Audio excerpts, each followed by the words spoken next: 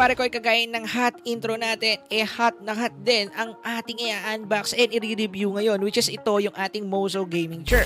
And for those kapare ko out there na nag-iisip mag-invest sa isang gaming chair, baka ito na yung para sa inyo. Malalaman nyo rin yung mga key factors and mga magagandang bagay na meron itong upuan na to na para sa akin worth it bilhin. Tara, pag-usapan natin. Simulan muna natin sa quick unboxing. At pagdating sa box ito kapare ko, wheel package yung upuan and also ang laki ng box. Hindi na nga siya magkasya sa kwarto ko. As you can see, super fit na yung kwarto ko dito nung pinipilm natin itong unboxing. Pero anyway, ito kapare ko yung nasa loob ng box natin. Unang-una itong ating 5-star base. Andito na rin yung ating right armrest and left armrest. Sumunod naman is yung ating backrest na napakalambot at napaka-stylish ang dating. Sa baba naman ito, nandito pa yung iba kagaya nitong head pillow. Ang lambot nito kapare ko. Nandito na rin yung ating back pillow na malambot din. And then nandito rin yung seat ng upuan natin. And for the last one, nandito naman yung isang box kung saan naglalaman to ng mga tools and yung mga gulong na gagamitin natin mamaya. Pagdating naman sa setup procedure nito kapare ko ay napaka-basic lang din dahil isang screw lang yung gagamitin mo, isang nuts lang yung gagamitin mo, and also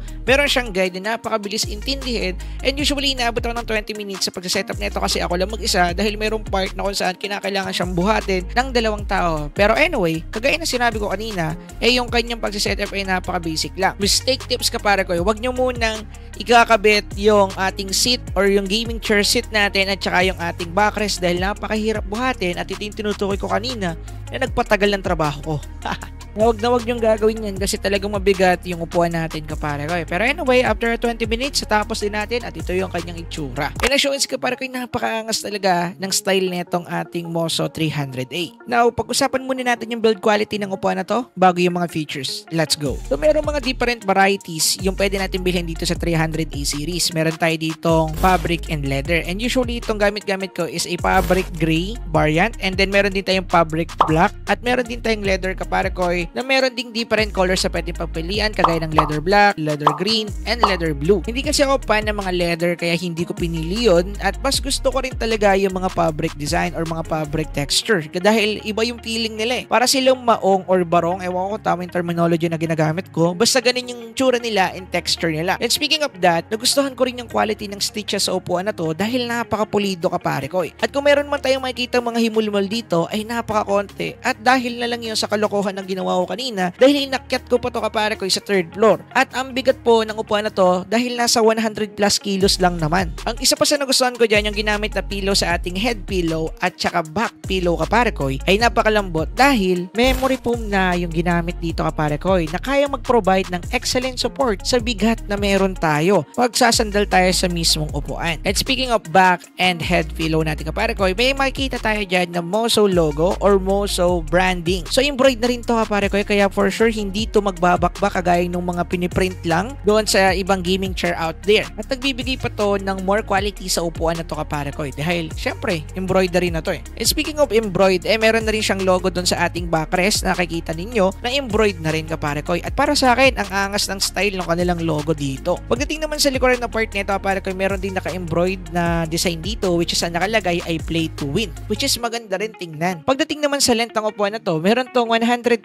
cm to 138 cm. At isa pa sinagustuhan ko sa 300A series ng Mozo itong kanyang ergonomic design na kung saan nakadesign to para i-support yung body natin including yung consideration like postures, comfort, and other health and support na need ng katawan natin na habang nakaupo sa isang upuan. Kaya nung unang upo ko dito para ko ay napaka-comfortable talaga at hindi talaga siya nakakangalay or masakit sa likuran. Dahil kapare ko ay malambot yung seat foam na ginamit dito and then yung backrest foam na ginamit dito. Hindi to kagaya ng ibang mga gaming chair out there na medyo manipis na yung ginagamit na foam sa backrest part kaya kapag nasasandalan ay umiimpit yung foam na yon. At lalo pa siyang naminipis to the point na kapag tumagal na siya ng taon talagang manipis na yung foam to the point kapare ko na masakit na siyang sandalan. Unlike dito sa 300A ni Mozo na ginamitan na siya ng body memory foam na design para sa mga ganito situation. And then yung ginamit nga palang base para sa kanya or support niya is a metal kapare ko. Talagang matibay to at pangmatagalan din. Ito pa sa pinaka nagustuhan ko dito, bukod sa pagiging comfortable habang ginagamit ko siya kasi nagtry ako mag-edit dito, kapare ko yung kanyang armrest. Usually napaka-big deal sa akin pagdating sa armrest. Bakit? Dahil sa table ko, kapare ko. Dahil mayroong mga gaming chair dyan out there na fix yung kanilang armrest na kung saan meron silang specific size lang. Yung size na itong table ko is alam ko above standard ata. Hindi ko sure. Pero yeah, about dito sa kanyang armrest, need ko talaga ng mga adjustable armrest para maabot or pumantay siya dun sa level ng table ko. Para once na nag-edit ako, naglalaro ako, or kung ano mang ginagawa ko, visiting something like that, hindi nakalutang or hindi nakahang yung siko ko para hindi ako mangalay, kapare ko. Kasi usually, for most of you, for sure na i-experience nyo yung tinutukoy ko na nakakangalay once na nagtatype ka sa computer, gumagamit ka ng computer, and then hindi mo abot yung table mo or wala kang mapagpapatungan ng siko mo, talaga nakakangalay yung dating nun. And for sure, talagang mag-uunat-unat ka once na umabot ng ilang oras na nandun ka sa computer or kung ano mang ginagawa mo. Kaya sobrang big deal sa akin pagdating sa armchair. And pagdating dito, kapare ko, pasadong-pasado sa akin ang Mozo 300A series na to. Dahil nga kung kayo din ganun yung issue, may re-recommend ko talaga sa inyo itong gantong armchair. Isa pa sa nagustuhan ko sa armchair nito, bukod sa kanyang pagiging adjustable, is yung kanyang rotatable armchair. Ang maganda kasi sa isang rotatable armchair, kapare ko, mapuposition mo yung armchair mo kung hanggang saan or anong direksyon yung gusto mong papuntahan nito. So maraming benefit to, depende na lang sa haba or laki or lapad ng iyong mga braso or kaya inyong mga kamay. Kaya magbe-benefit talaga halos lahat dito sa rotatable armchair na to. Isa pa sa nagustuhan kong features nito, para ko, is yung kanyang reclining. Dahil pwede mo siyang i-recline sa maximum na kaya niya, which is parang nakahiga ka na. Pero usually, yung kanilang standard reclining position is 130 degrees to 90 degrees. So ito yung tinatawag na reading mode and then gaming mode or office mode. At alam ko, bago magtapos ng video na to, ay for sure itatanong ninyo, sulit bang bumili ng isang Mozo 300A? Ang sagot ko dyan is oo. At ito yung mga key points kung bakit. So nabubuo sila, kapare ko, sa unang-una sa kanyang presyo, pangalawa sa kanyang quality, pangatlo, kapare ko, sa kanyang longevity.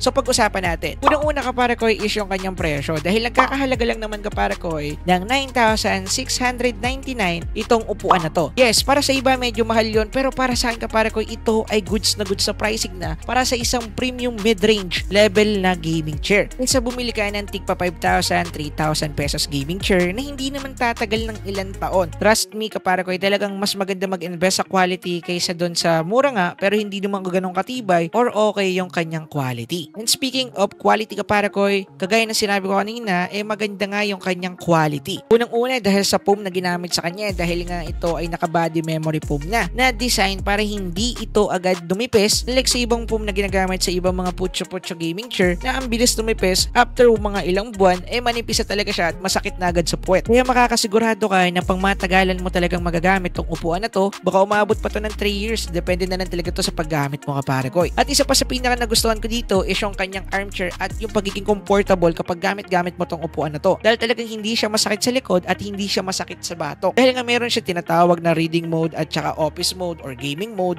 usually dun mo mamamaximize, kapare ko, yung layo ng ating backrest, which is okay yun para sa akin. And then pagdating din sa kanyang mismong ergonomic design, okay na okay to dahil nga makakatulong to sa posture natin, kagaya ko na medyo nakukuba na sa paglalaro or kaya sa paggamit ng PC. And yes, mga kapare ko, ito yung mga key points na nakita ko para ma-suggest sa inyo itong ating malupit na gaming chair. Although hindi nga siya ganun ka-affordable, pero yung quality kasi na kaya niyang ibigay, talagang trade yun para sa pera or i-invest mong pera para sa iyong first gaming chair. Kaya kung meron kayong mga tanong, kapare ko, or meron kayong mga gusto pang linawin about sa video, kindly comment down dyan sa ibaba at dito ka natatapusin to, kapare ko. Maraming salamat sa panonood. Yun lang. Peace.